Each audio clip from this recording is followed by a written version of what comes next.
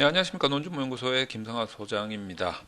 논문 쓰면서 우리가 꼭 염두에 두어야 할 세 가지에 대해서 제가 강조를 좀 해드리려고 합니다. 어떤 거냐면 객관화, 그리고 타당화, 그리고 일반화. 요 세 가지를 여러분들 꼭 기억하셔야 됩니다. 논문을 쓰기 위해서 이제 연구를 해야 될 거 아니에요? 그럼 이제 연구하는 내내 이 세 가지를 머릿속에서 잠시라도 잊어버리면 안 된다. 그 정도로 이제 중요한 세 가지입니다. 이제 보통 순서로 따지자면 객관화가 되어야만 타당해지는 것이고, 그리고 이제 이 타당해야만 일반화 가능성이 높아지는 거죠. 순서가 이제 어떻게 보면 이렇게 흘러가고 있다라고 생각하셔도 될 것 같습니다. 자, 먼저 첫 번째 객관화에 대해서 한번 제가 설명을 드려볼게요. 우리가 연구를 통해서 연구 문제를 던지지 않습니까? 그러면 연구 문제를 던지고 이 연구 문제가 뭐 뜬금없이 나온 게 아닙니다 라고 이야기를 해야 되기 때문에 이 연구 문제에 대한 근거를 제시를 하게 되는 거죠. 어떤 근거에 의해서 연구 문제가 튀어나올 수 있는 이 과정에서 우리는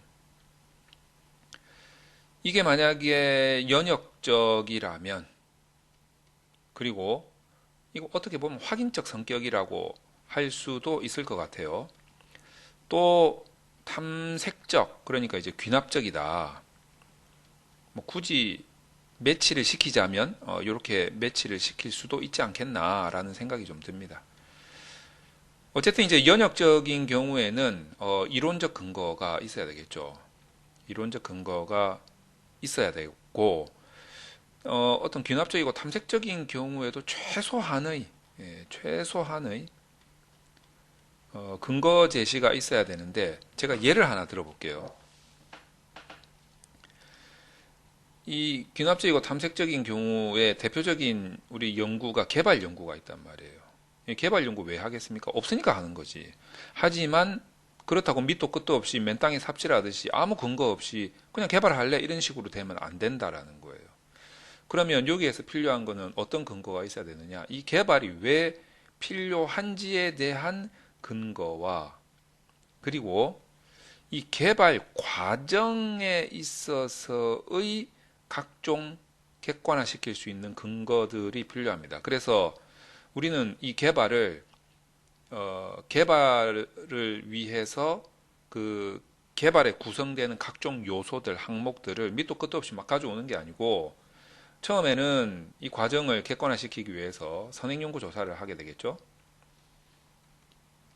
그리고 나서 뭐 요구도 조사를 할 수도 있는 거고요. 뭐 생략할 수도 있는 거고. 그리고 나서 세 번째, 전문가들한테 다시 조사를 합니다.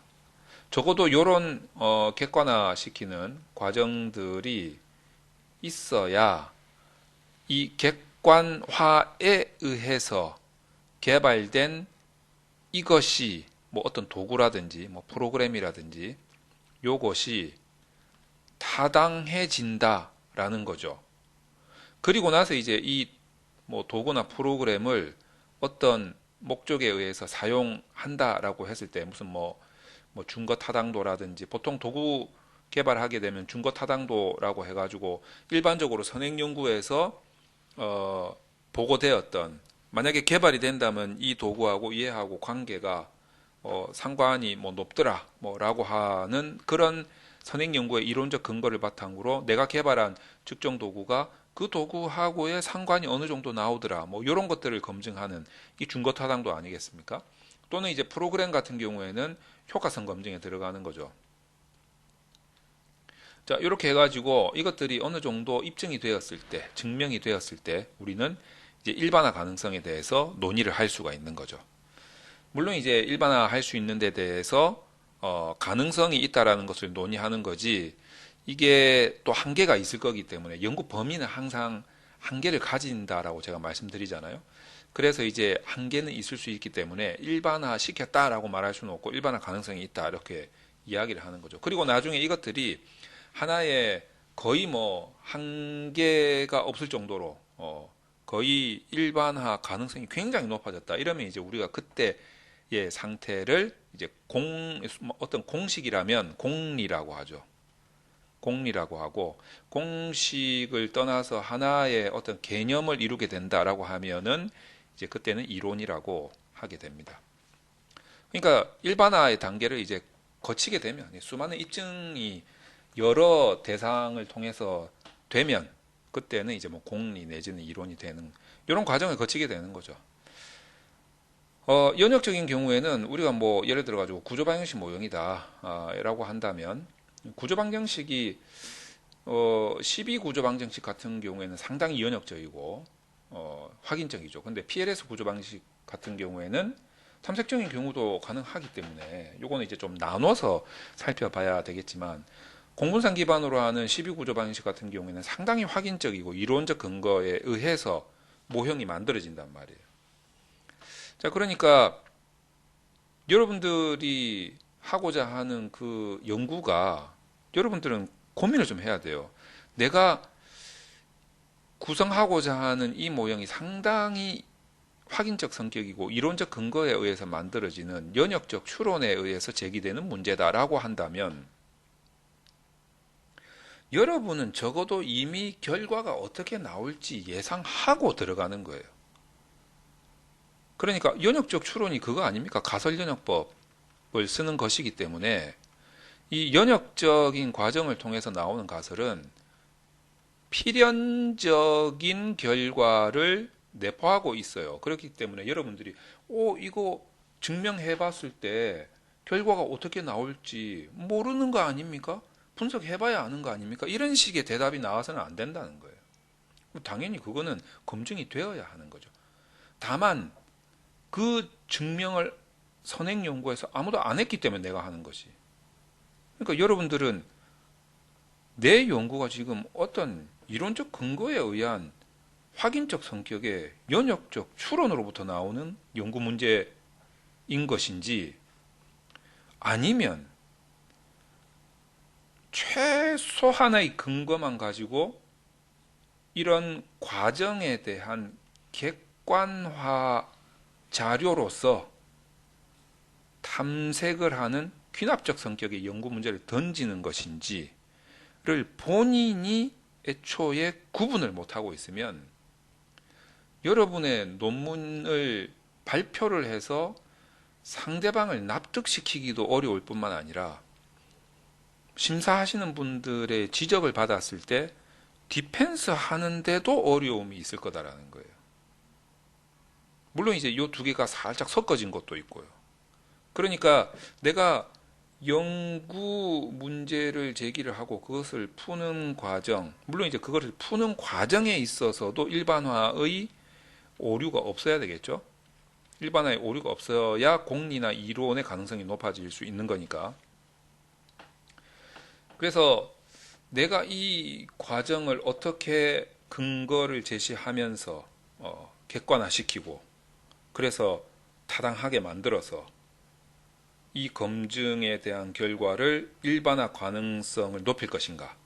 이 부분에 대해서 항상 머릿속에서 생각을 하면서 진행을 해야 된다라는 거죠. 그래서 근거 없이 그냥 막 던지는 연구 문제는 없습니다. 왜냐하면 선행 연구와 차별화를 시킬 수 있어야만 학술적 가치에 기여할 수 있기 때문이죠. 물론 아주 특수한 케이스를 제외하고는.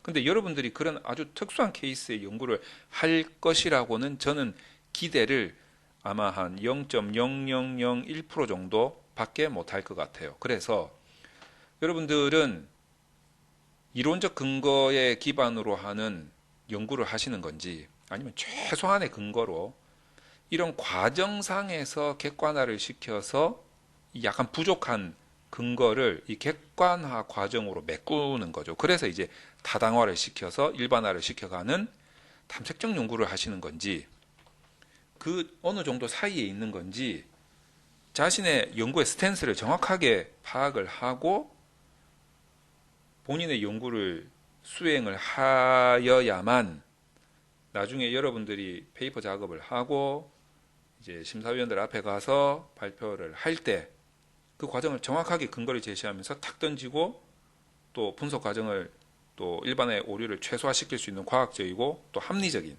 방법으로 풉니다라고 말씀을 드릴 수가 있다는 거죠. 그래야 지적이 적게 나온다는 거죠. 이 부분을 여러분들이 확실히 알고 들어가시기 위해서는 항상 머릿속에 객관화를 시켜야 되는데, 다시 말해서 내가 주관적으로 뭐가 내 의견을 툭툭 던진다든지, 뭐 교수님하고 내하고 둘이 그냥 뭐 소꿉장난 하듯이 책상에 앉아가지고 요거 한번 해볼까 저거 한번 해볼까 이런 식으로 툭 던진다든지 그런 식의 문제 접근은 안 된다라는 거예요. 어떻게 하면 이것을 객관화시켜 나갈 것인가? 그리고 어떻게 해야 그것을 타당화시킬 것인가? 그리고 어떻게 해야 분석 과정에서 일반화의 오류가 없게 할 것인가? 이 일반화의 오류가 있을 수 있는 가장 좀 하지 말아야 될 분석 설계, 연구 문제를 푸는 설계가 어떤 거냐면 그냥 뭐 전략 방안 모색, 뭐 그냥 활성화 방안 모색, 뭐 이런 연구들 있잖아요. 밑도 끝도 없이 그냥 막 나오는. 그것도 객관화를 시키고 타당화시키기 위해서 기준을 근거에 의해서 제시하고 막 이런 작업들이 있다는 거예요. 그냥 막 던지는 게 아니라는 거죠. 고등학생, 그냥 뭐 저 중학생, 그냥 뭐 그런 리포트 쓰듯이 그렇게 하는 게 아니라는 거죠. 그래서 이 객관화, 타당화, 일반화라는 것을 항상 염두에 두고 무조건 내가 객관화시키고 타당화를 갖추고 일반화시키는데 오류가 없도록 설계를 하겠다라는 생각을 꼭 가지면서 연구를 수행하셔야 된다는 거죠. 이것도 처음에는 조금 긴가민가 하는데 자꾸 하다 보면 감이 잡힙니다. 감이. 이 과정에서 내가 주관적으로 지금 뭔가를 진행하고 있구나. 그럼 틀림없이 저쪽에서 나한테 비판이 들어오겠네. 이 부분을 객관화시켜야겠네.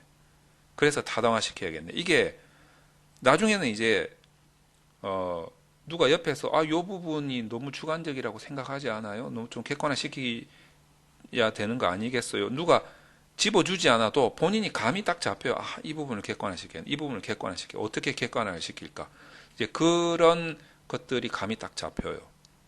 그래서 그런 부분들을 계속 본인이 신경을 쓰고 다른 논문을 보면서 이 논문은 이 부분을 어떻게 객관화시켰을까 해보면 뭐 개발 연구 같은 경우에는 대부분 이런 과정을 객관화 과정을 거친다. 또 어떤 연구는 대부분 이런 객관화 과정을 거친다. 또 어떤 연구는 대부분 이런 이론적 근거를 제시한다. 이런 것들이 눈에 보이기 시작할 겁니다. 그래서 이 부분을 여러분들이 확실하게 머릿속에 집어넣고 연구를 수행을 하시면 좋겠다 라는 말씀을 드립니다.